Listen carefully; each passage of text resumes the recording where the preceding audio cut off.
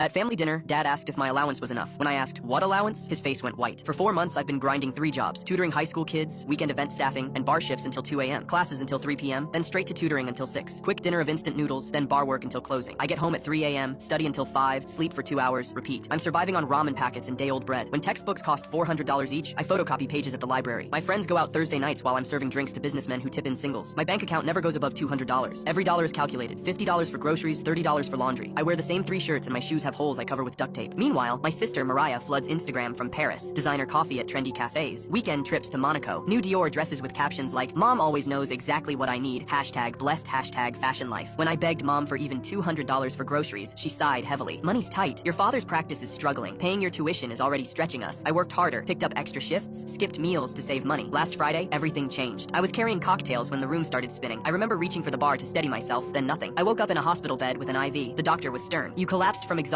and malnutrition. Your blood sugar was dangerously low." My bar manager visited, looking guilty. "You've been working doubles every weekend. Take the rest of the month off." That meant losing $1,200 in income I desperately needed. My friend visited with groceries and made me spaghetti. While eating the first real meal I'd had in weeks, he said something that shattered my world. "Your dad's a surgeon with a luxury car. You went to private school. How is your sister affording Paris if money's so tight you're working yourself into the hospital?" That night, I called Mariah directly. "Just checking in. How's Paris?" "Amazing. Mom just sent me the cutest Chanel bag for my birthday next month." My stomach dropped. "How are you managing financially?" "Paris must be expensive." "Oh, I don't worry about that. Mom transfers me about $3,000 a month, plus extra whenever I need something special. $3,000 a month, plus extras." While I was told there wasn't a single dollar to spare. At Sunday dinner, when Dad asked about my allowance, I watched our family explode. "What do you mean?" Dad's voice was confused. "I've been sending $2,000 every month since you started school." Mom kept cutting her pot roast, not looking up. "Where is Henry's money?" Dad asked Mom. Silence stretched forever. "I haven't sent any money to Henry." "What? Why not?" "I've been keeping it for Mariah. She needs it more. She's studying fashion in Paris. It's expensive. She needs to look the part." Dad's face turned white. "You've been withholding Henry's allowance, letting him work himself into a hospital, while secretly sending thousands to Mariah for shopping. Mariah has potential. She's special. She's delicate. Henry is exactly like you. He'll be fine. He doesn't need help. And Henry doesn't have potential. He's studying medicine. That's exactly it. He's practical. Mariah needs more support." The truth kept getting worse. $3,000 monthly for living expenses. Another $2,000 to $3,000 some months for networking events, proper clothes, accessories. While I collapsed from malnutrition, my sister was burning through $5,000 to $6,000 monthly of family money. Then Dad discovered the nuclear bomb. Mom had been diverting money from our family trust. Money meant to be split equally when we turned 25. She'd secretly moved $300,000 into a separate account under Mariah's name. $300,000. Dad repeated slowly. "You stole $300,000 from our son." Dad froze every account that night and filed for divorce the next week. When Dad's lawyer presented evidence of the financial misconduct, the hidden accounts, the systematic diversion of funds, the judge was completely unsympathetic to Mom's claims. 2 years later, I'm thriving in medical school with proper nutrition and sleep. My grades shot up immediately once I could focus on studying instead of survival. Dad is happier than I've ever seen him. He visits me in New York every few months and we've grown closer than ever before. Mariah learned to budget, got a part-time job, and built a successful fashion line working within constraints. Mom works retail at a department store and lives in a small condo, finally experiencing what financial struggle feels like. The collapse that started it all